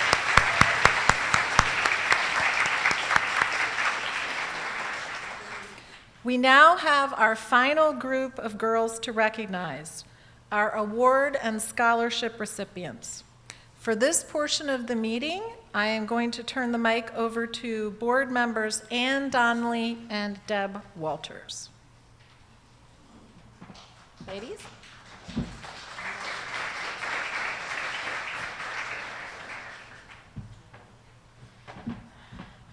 Thank you, Debbie, and hello, everyone. It's great to see you all. We would like to start off with the Union League of Philadelphia Good Citizenship Award. This recognition offers awards for Girl Scouts in their junior year of high school and who have shown marked evidence of good citizenship. Girls who are selected to receive the award attend an event called Good Citizens Day, hosted by the Union League of Philadelphia. On that day, they will network and attend educational sessions where they learn about the U.S. Constitution before participating in debates. In the afternoon, they will take a tour of Philadelphia City Hall, and in the evening, they attend the banquet where they celebrate being chosen to receive the Good Citizenship Award. The 11 girls who were nominated for the Good Citizenship Award by Girl Scouts of Eastern Pennsylvania will be recognized today. When your name is called, please come forward. They are Lillian Carlson, Tatiana Davis, Molly Farrell, Paris Graves, Caitlin Harrington, Julia Henry, Gianna Marini, Rebecca Nowak, Hannah Peak, Reagan Ward, Maya Young.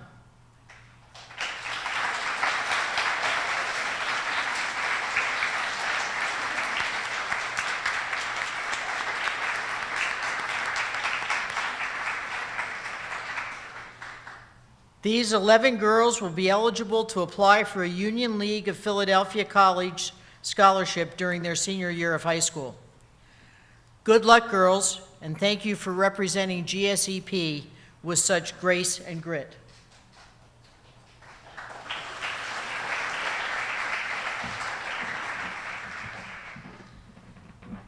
All right, the next portion of the ceremony will recognize the girls who are receiving scholarships. The Scholarship Committee reviewed applications from 53 girls who applied for 10 different scholarships. Each award or scholarship has different criteria or requirements and an application process. Girls, when we say your name today, please come up to the front so we can acknowledge your achievement personally and hand you your certificate.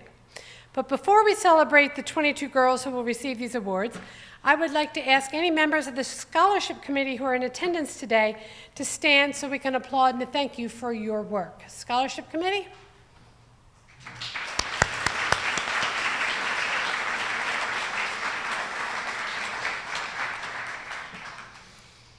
I would like to invite Tracy Ford to come forward and announce the first recipient. Tracy?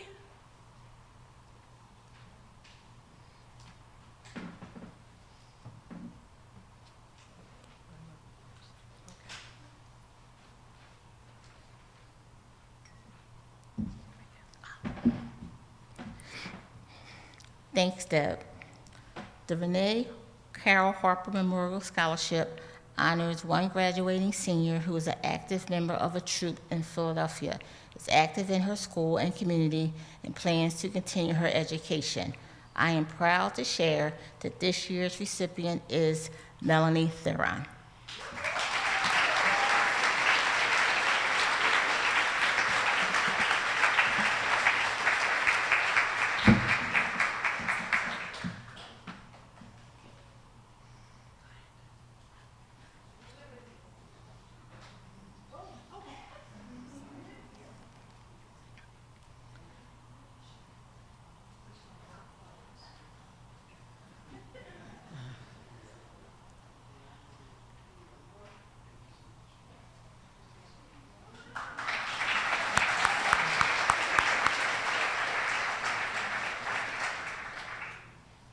Thank you, Tracy, and congratulations, Melanie. The Maurice Seltzer Science and Math Award recognizes one Girl Scout senior or ambassador working in the fields of science and math while performing community service. This year's recipient is Tatiana Davis.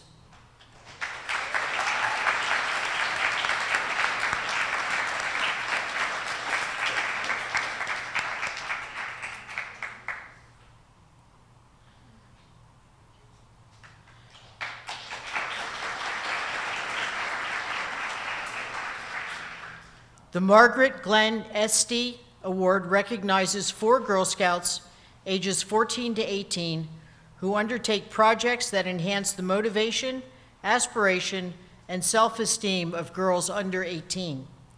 We are proud to announce these 4 young women who have helped their sisters: Abby Plichta, Cheyenne Feisel, Sky Scarlett, and Sydney Brown.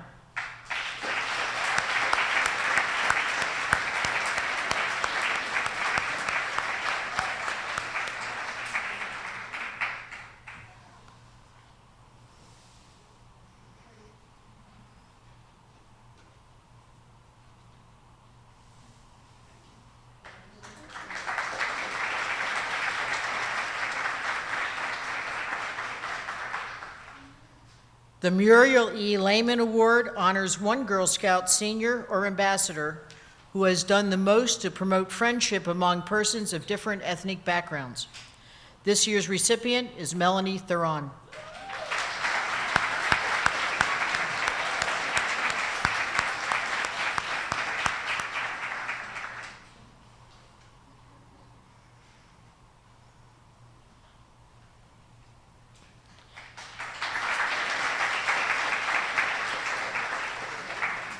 Now for the Janet and Solomon Eschener College Scholarship, which provides funds for continuing education to one Girl Scout ambassador with leadership potential. The recipient of this scholarship is Sydney Brown.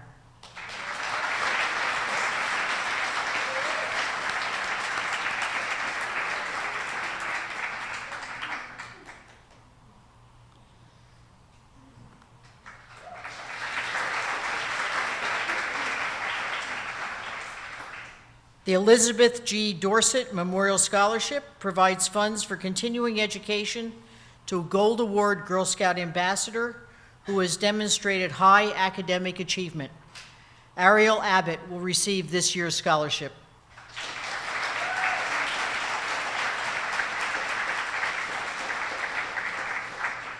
The Dottie Martin Educational Scholarship Destination Fund recognizes a girl who has been active in Girl Scouts and exemplifies the courage, confidence, and character, just as Dottie Martin did.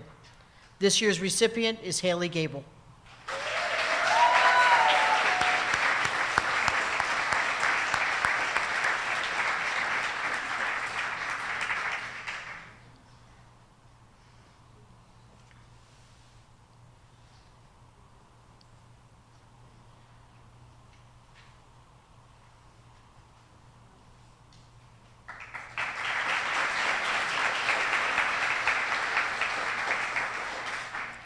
This year's recipient of the Judy Boree Award is Jessica McCurry.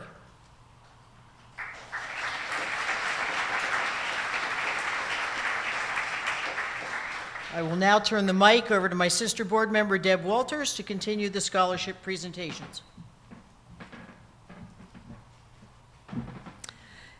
Thank you, Anne. The Kiwanis Award is given to a girl who has demonstrated an understanding and a commitment to the overall philosophy of Girl Scouting and has proven that she truly lives the Girl Scout law and provides funds for continuing education. Jessica McCurry will be receiving the award this year.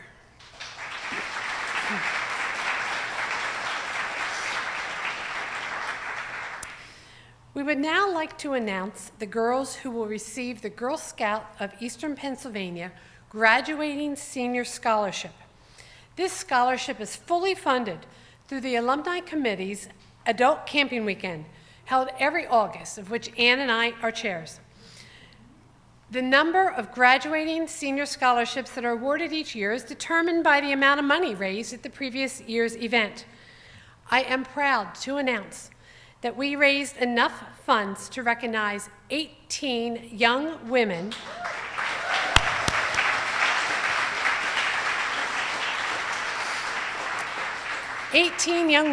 with the Girl Scouts of Eastern Pennsylvania Graduating Senior Award. These girls demonstrate leadership involvement within the community. The money is to be used towards continuing education. Each girl will receive an award of $1,000. So please come up to the podium when your name is called and remain on stage for a large group photo. Ariel Abbott. Sydney Brown. Sinai Allen, Jalea Bowman Blanton, Nicole DeWald, Cheyenne Isil, Elena Frost, Haley Gable, Jessica Hall, Sarah Hammer, Martina Kernash, Erin Klotz, Lydia Amazemore, Jessica McCurry, Amanda Nickert, Christian Roach, Nicole Rosansky, don't peter out, we're getting to the end here, okay, Sky Scarlett. Congratulations to all.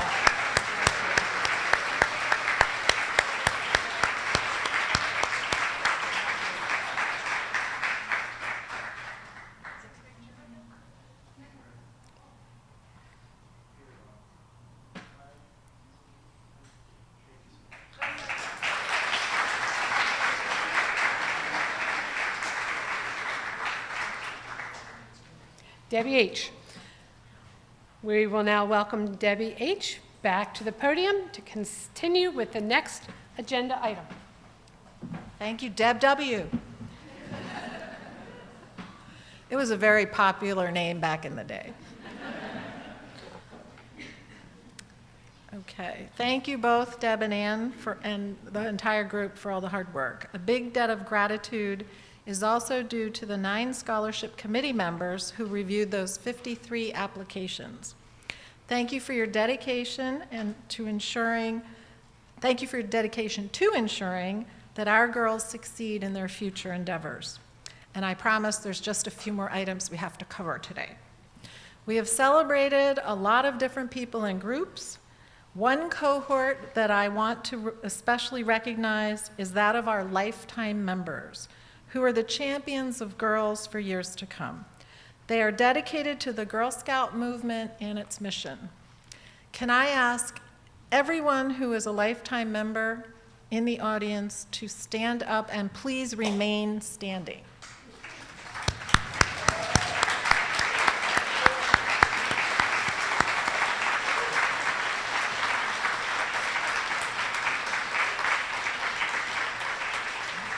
Stay standing just for another couple minutes. As lifetime members, you ensure that Girl Scouts will always have the support they need to reach their full potential and to change the world.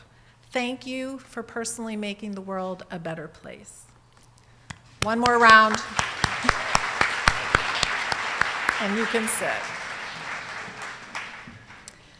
Later this month, we are going to be holding our Silver Award and Gold Award ceremonies.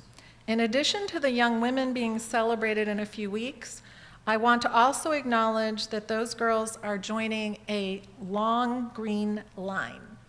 There are literally thousands, actually millions, of girls and women who have learned lifelong leadership lessons through earning the highest awards in Girl Scouting, including me.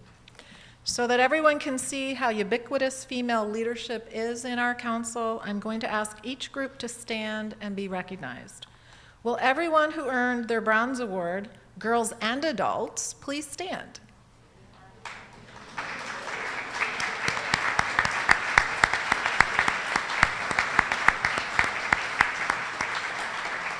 Okay, we'll sit. Thank you for your service.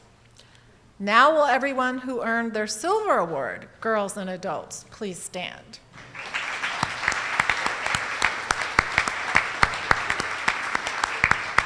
Thank you all for your leadership. And finally, will everyone who earned their gold award, or first class, or curved bar, as it used to be known when I got it, please also stand.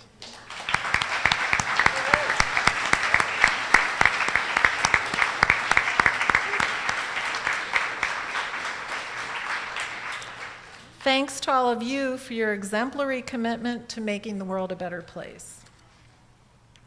We'd have just a few more announcements, starting with, we all know how impactful the Girl Scout leadership is for our girls. We want to make sure we continue to help build girls of courage, confidence, and character who make the world a better place.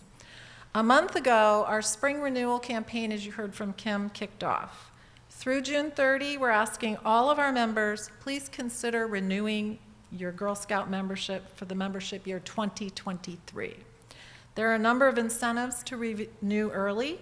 For example, if girls renew in May, they receive a custom-made GSEP decal set and a spring renewal patch. There are also incentives for troop leaders and service units. Troop leaders who renew their membership and role will receive a free adult membership for themselves or another adult in their troop. There's a cash incentive for service units who renew at least 60% of their girls by June 30. And we hope you will really consider renewing and doing it soon. There's also a special early bird renewal incentive that has been extended for one more week. Everyone who renews their membership by May 13th, 6 days from now, can attend a nationwide virtual event the evening of May 19th that you heard about earlier with Kristen Bell, better known as Anna from Frozen for Disney fans. Ms. Bell is also the author of the well-known children's book, The World Needs More Purple People. And another plug that we hope you'll help us with. I'm putting in that for our camp team. There are still open positions needed at each camp.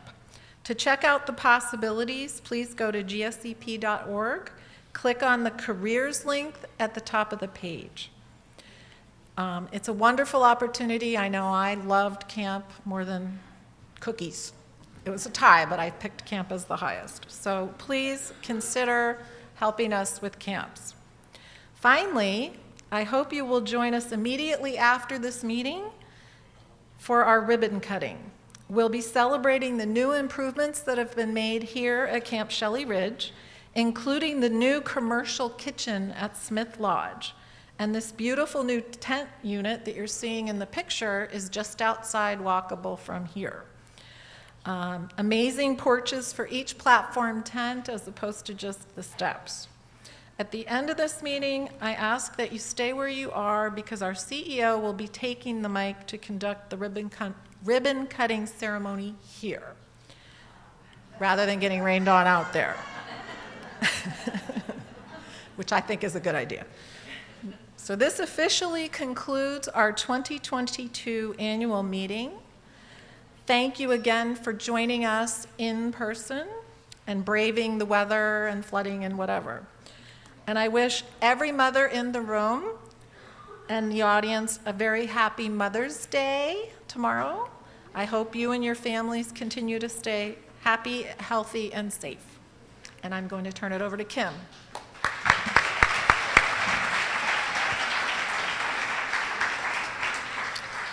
Hi again, and thank you for staying for this momentous occasion. I know that I am literally standing between you and a delicious barbecue lunch, so I will be quick.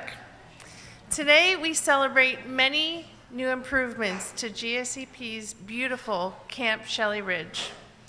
Right across the way at Smith Lodge, we have a brand new commercial kitchen, which will provide less costly, healthier, and more sustainable food options for our girls and volunteers. As most of you know, dining is memorable and one of the great traditions coming out of Girl Scouting. Campers learn about service, cleanliness, and community through camp dining hall experiences. The new kitchen will also be a key element to expanding our facilities and will enable GSEP to develop a year-round camping program that will not only serve resident, day, and troop campers, but also will serve girls in weekend programs, adults in programs and volunteer activities, and other revenue-generating events. You will also see a reconstructed trom wall, which is an energy-efficient designed wall that absorbs thermal energy from incident sunlight to passively heat the building.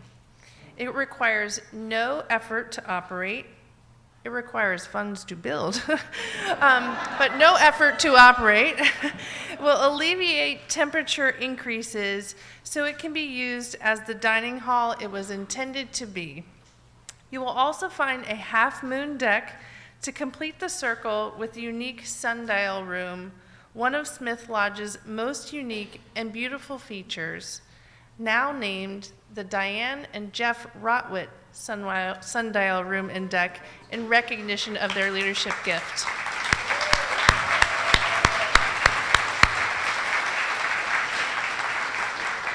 And Jeff is here today. Thank you, Jeff.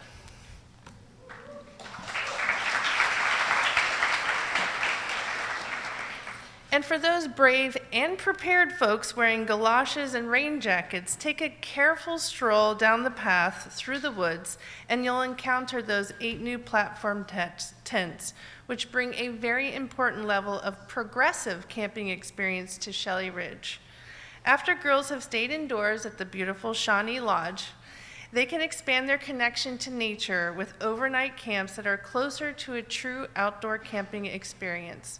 Girls camping in platform tents usually encounter drier evenings. I said usually. And less bugs because they are on wooden floors instead of dirt and sleep on cots as opposed to sleeping bags. There are many future improvements in the works for this camp and others in our council. GSEP is planning a pitch-your-own tent area here and a high ropes, high adventure course at Shelley Ridge in the coming months, and an indoor year-round program center at Camp Mountain House in the Lehigh Valley, to name just a few of our future capital projects. We would not be here today without the amazing forward thinking of GSEP's board of directors, who designated over $1 million from the Land Building and Equipment Fund to invest in these projects. Thanks to Debbie Hassan for her leadership as our dedicated and generous board chair, to the Property Committee and its chair, Nicole Levine, and the Finance Committee and its chair, Marlene Beers, who set us up for success.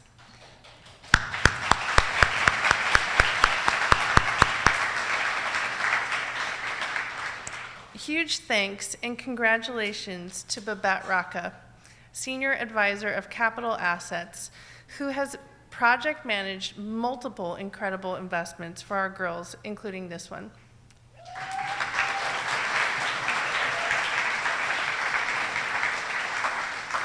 Additionally, GSEP had many generous donors who raised their hands with their offer to contribute financially to the project.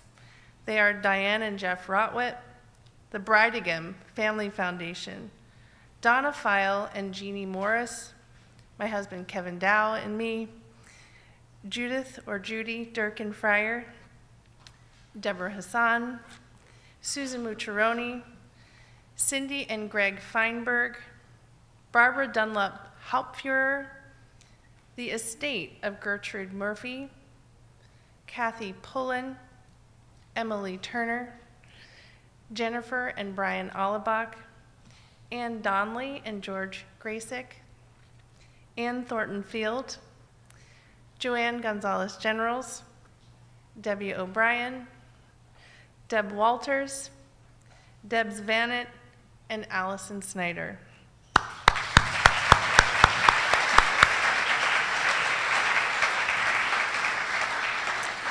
We really cannot thank these donors enough. They didn't just provide much needed financial support, money that was crucial for finishing these projects, but they also counseled us, volunteered their time, sat on committees, attended meetings, and so much more. And we are wholeheartedly and enthusiastically grateful. Thank you.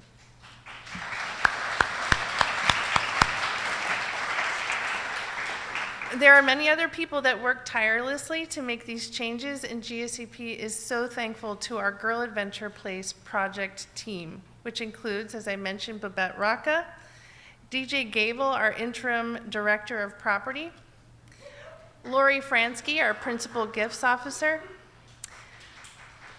Caleb Benjamin and Charlie Molesky, our owner's rep from Becker and Frondorf. Go wave, Caleb. Tracy Luckenbill, our architect from Blackney Hayes and Camford Construction.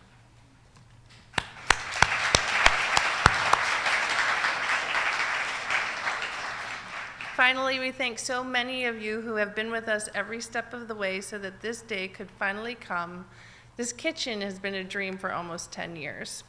Girl Scouts was founded in 1912 with the goal of bringing girls, quote, out of isolated home environments and into community service and the open air, end quote. Today, I'm proud that a community has come together to inspire the next generation of girls to have confidence in their abilities outdoors, to become great stewards of the environment, and to lead with courage, confidence, and character.